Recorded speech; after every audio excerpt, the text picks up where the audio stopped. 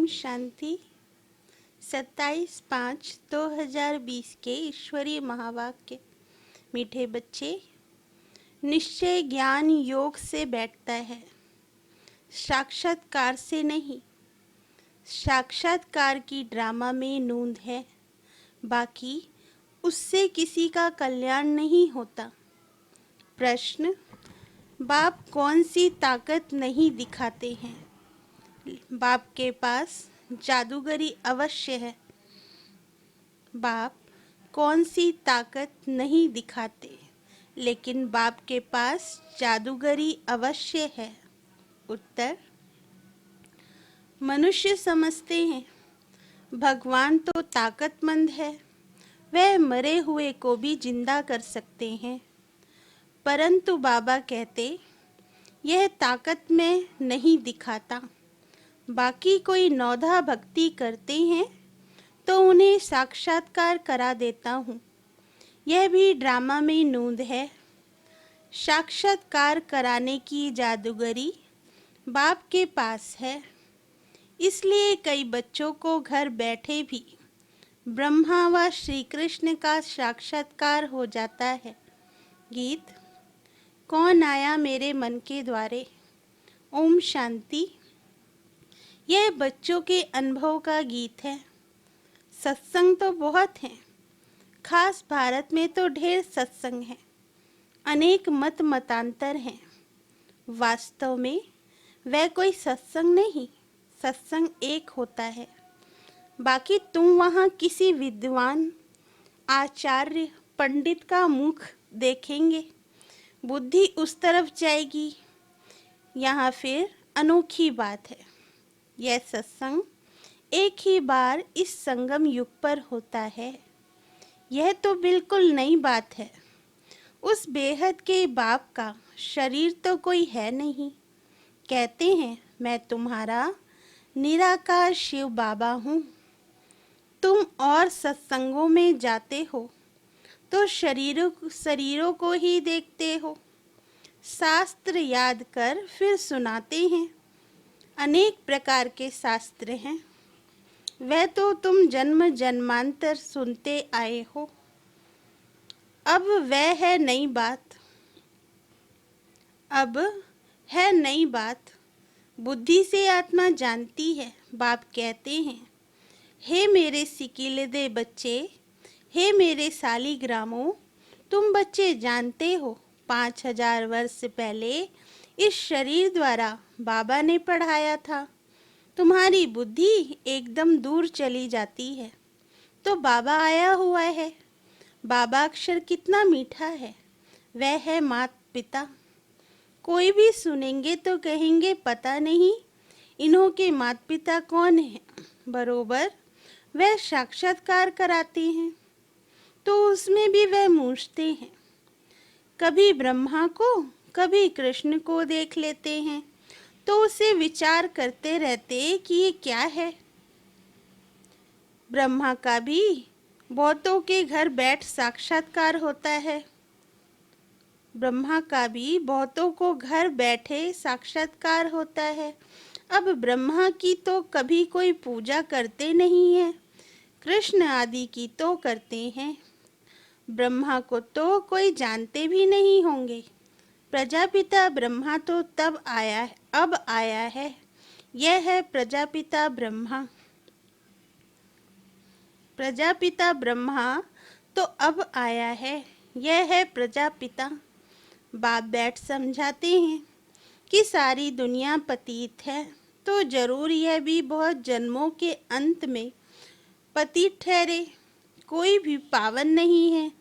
इसलिए कुंभ के मेले पर, हरिद्वार गंगा सागर के मेले पर जाते हैं। समझते हैं स्नान करने से पावन बन जाएंगे, लेकिन यह नदियाँ कोई पतित पावनी थोड़े ही हो सकती हैं। नदियाँ तो निकलती हैं सागर से। वास्तव में तुम हो ज्ञान गंगाएं, महत्व तुम्हारा है। तुम ज्ञान गंगाएं जहाँ तहाँ निकलती हो।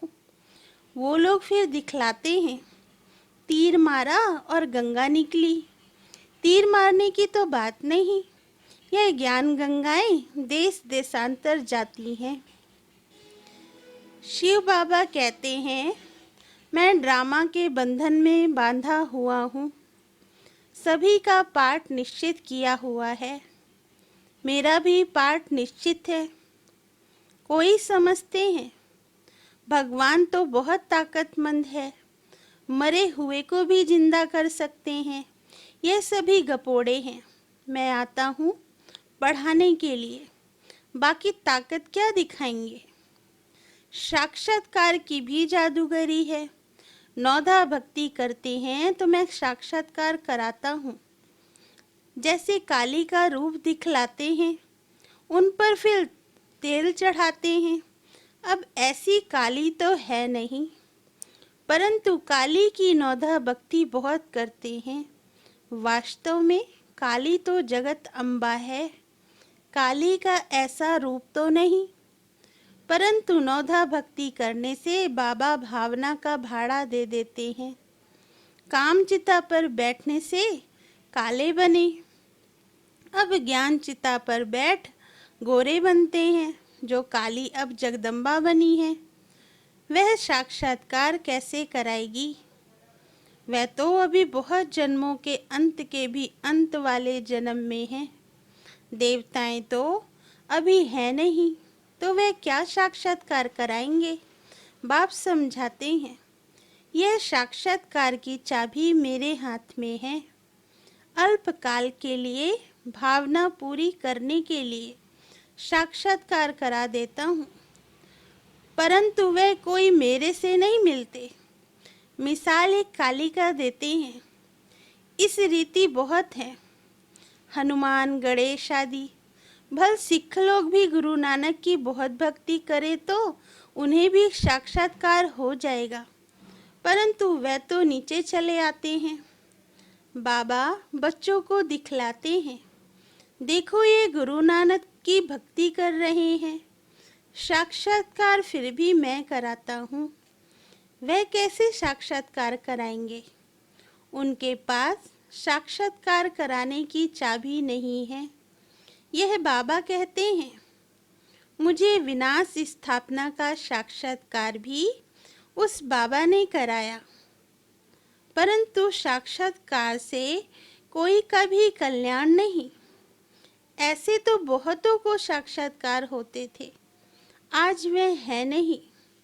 बहुत बच्चे कहते हैं, हमको जब साक्षात्कार हो तो निश्चय बैठे, परंतु निश्चय साक्षात्कार से नहीं हो सकता।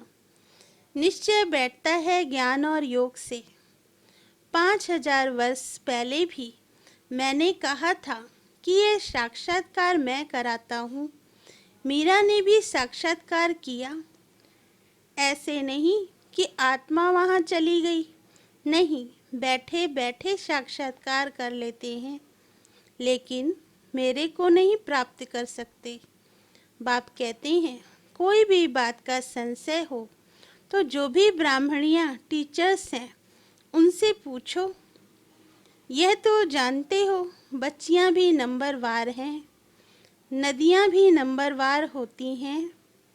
कोई तो तालाब भी है, बहुत गंदा बासी पानी होता है, वहाँ भी श्रद्धा भाव से मनुष्य जाते हैं। वह है भक्ति की अंधश्रद्धा। कभी भी कोई से भक्ति छुड़ानी नहीं है।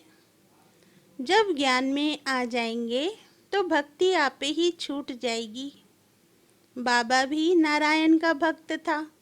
चित्र में देखा लक्ष्मी दासी बन नारायण के पांव दबा रही है, तो यह बिल्कुल अच्छा नहीं लगा। सतयुग में ऐसा होता नहीं। तो मैंने एक आर्टिस्ट को कहा कि लक्ष्मी को इस दासीपने से विदाई दे दो। बाबा भक्त तो था, परंतु ज्ञान थोड़े ही था। भक्त तो सभी हैं, हम तो बाबा के बच्चे मालिक हैं। ब्रह्मांड का भी मालिक बच्चों को बनाते हैं। कहते हैं तुमको राज्य भाग्य देता हूँ।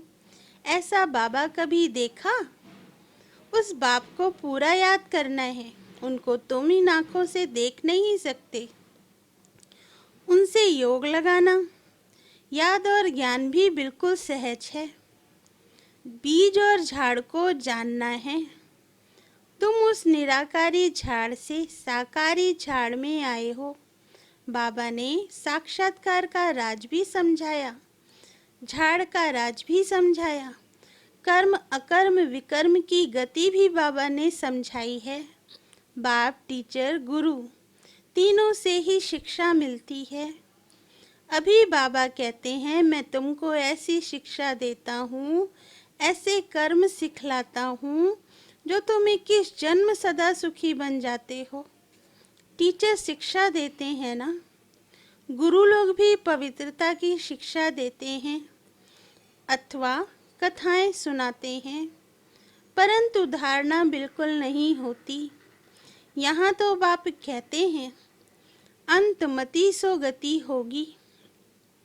मनुष्य जब मरते हैं तो भी कहते हैं, राम राम कहो तो बुद्धि उस तरफ चली जाती है।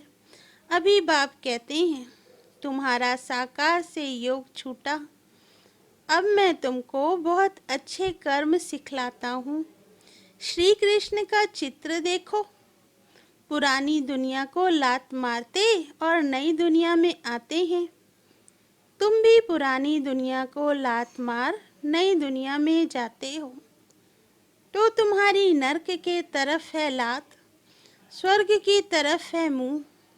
शमशान में भी अंदर जब घुसते हैं तो मुर्दे का मुंह उस तरफ कर लेते हैं, लात पिछाड़ी तरफ कर लेते हैं। तो यह चित्र भी ऐसा बनाया है। मम्मा बाबा और तुम बच्चे, तुमको तो मम्मा बाबा को फॉलो करना पड़े, जो उनकी गद्दी पर बैठो।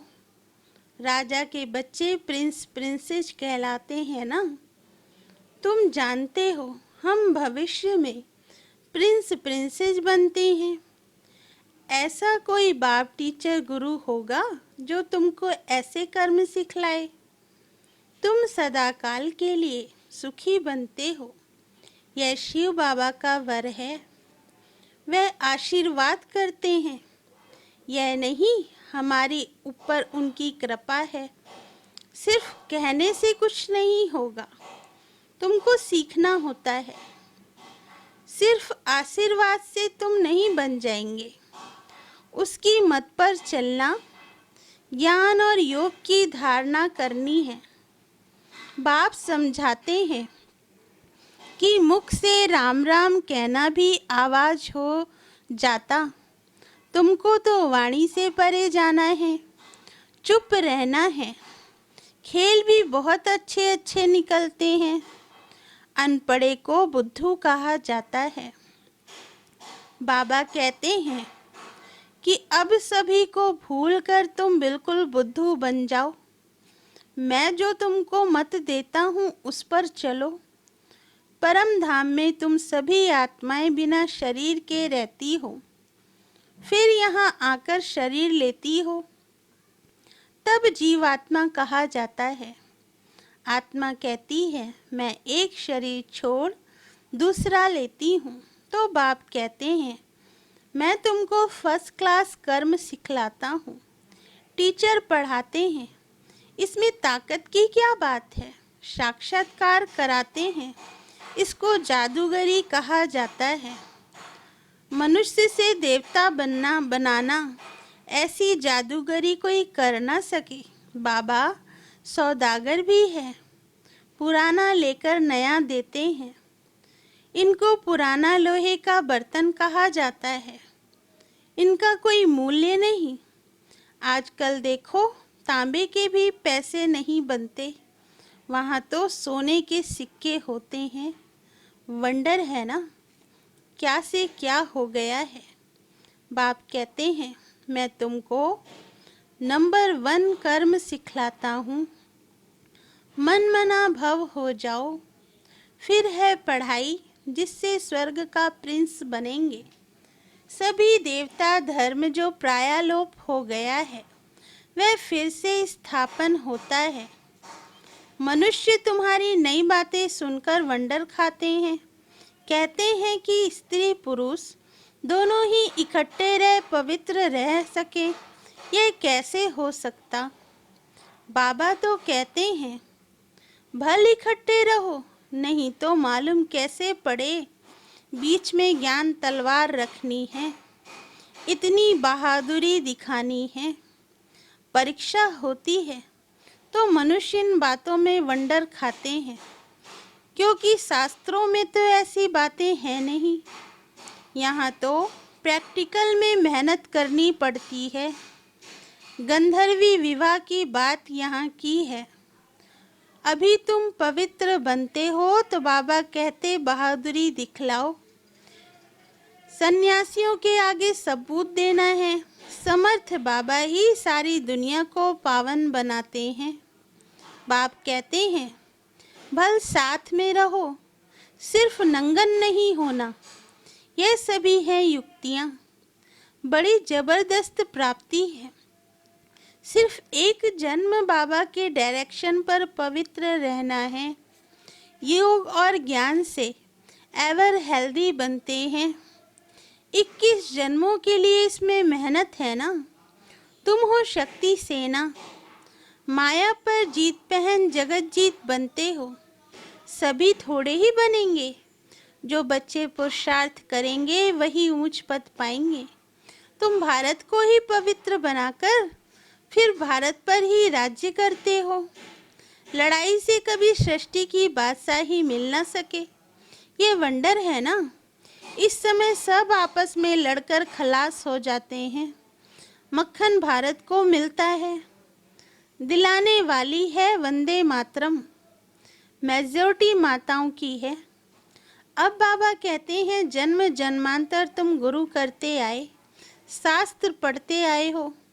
अब हम तुमको समझाते हैं जज योर सेल्फ। राइट क्या है? सतयुग है राइटियस दुनिया, माया अनराइटियस बनाती है।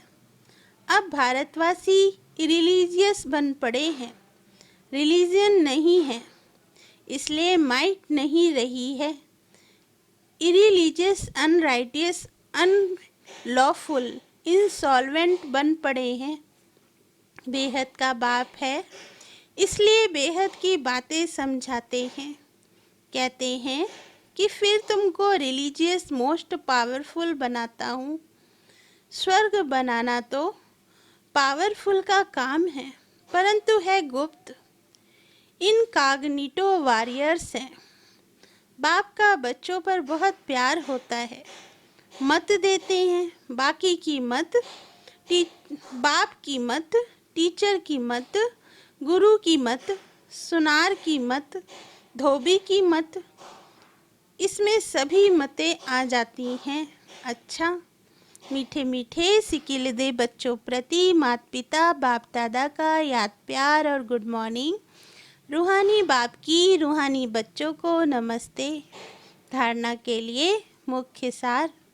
पहला पॉइंट, इस एक अंतिम जन्म में बाप के डायरेक्शन पर चल गृहस्थ में रहते पवित्र रहना है, इसमें बहादुरी दिखानी है। दूसरा पॉइंट, श्रीमत पर सदा श्रेष्ठ कर्म करने हैं, वाणी से परे जाना है। जो कुछ पढ़ा व सुना उसे भूल बाप को याद करना है। वरदान, शुभ चिंतन द्वारा ज्ञान सागर में समाने वाले अतीन्द्रिय सुख के अनुभवी भव। वरदान का सार, जैसे सागर के अंदर रहने वाले जीव जंतु सागर में समाये हुए होते हैं, बाहर नहीं निकलना चाहते।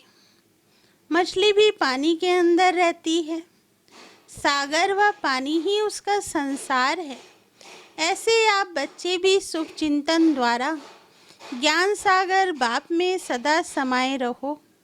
जब तक सागर में समाने का अनुभव नहीं किया, तब तक अतीन्द्रिय सुख के झूले में झूलने का, सदा हर्षित रहने का अनुभव नहीं कर सकेंगे।